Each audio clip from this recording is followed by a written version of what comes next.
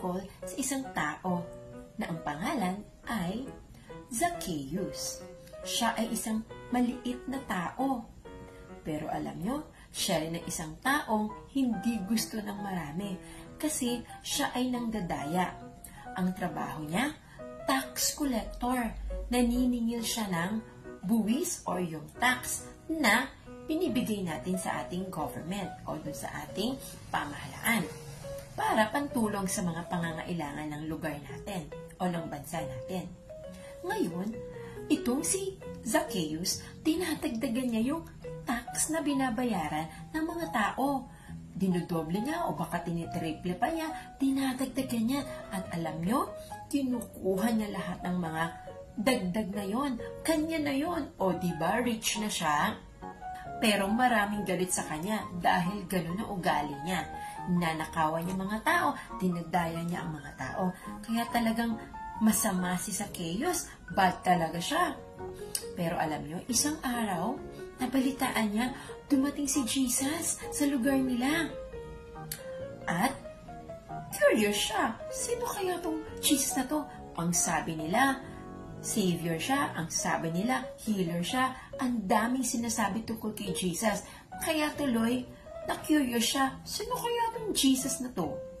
At nang dumaan si Jesus, yun, dali-dali rin siyang nagmadali para tingnan natin si Jesus.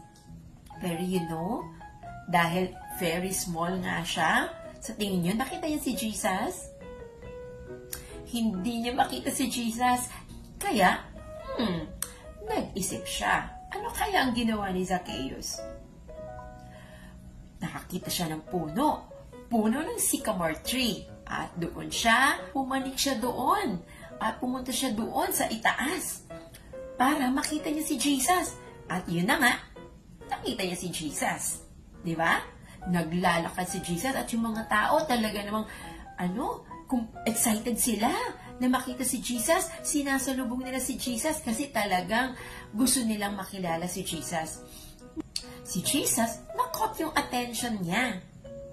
Napatingin siya dun sa puno ng sycamore tree. At nakita niya doon si Zacchaeus. Tapos, tinawag niya, Zacchaeus, ba't ka nandyan? Yun na nga, hindi niya kasi makita si Jesus, kaya pumanik siya ng puno. Pero alam mo yung mga tao, ano kayang iisipin? Bakit niya kakausapin yung mga yun? O si Zacchaeus, masama yun. Bakit niya kakausapin si Zacchaeus? Dapat di na niya pinapansin yun. O kaya, sinigawan niya, o kaya kinorek niya, o kaya, di ba? No, kasi bad yun Pero alam nyo, opposite ang ginawa ni Jesus. Sabi niya kay Zacchaeus, Zacchaeus, come down.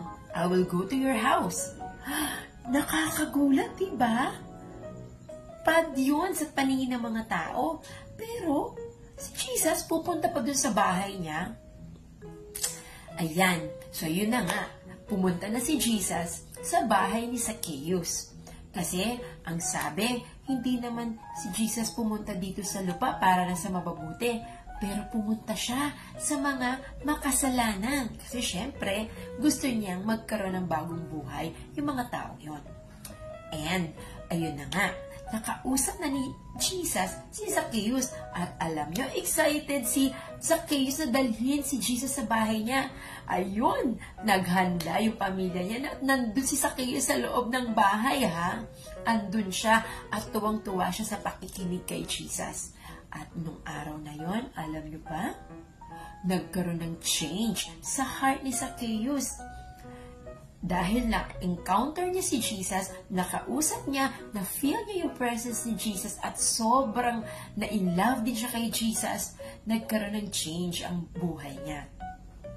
Yung puso niya, nabago ni Jesus, yung mind niya, nabago rin ni Jesus. Kaya alam nyo, kids, kung anong ginawa niya? Ang sabi ni Zacchaeus, hindi na raw siya mandaraya, hindi na siya manluloko.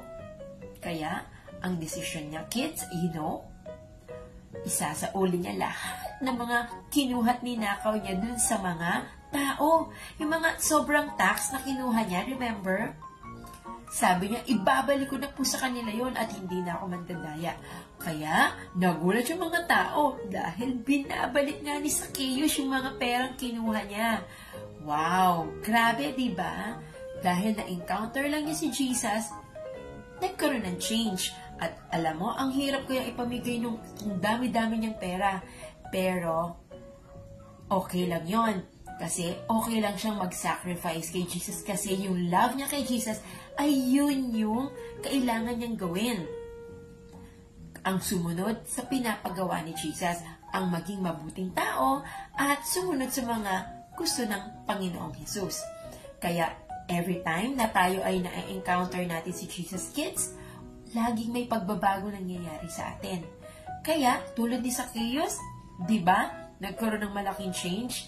Gusto mo ba ng malaking change sa life mo? Always stay in the presence of the Lord. Always be with Jesus.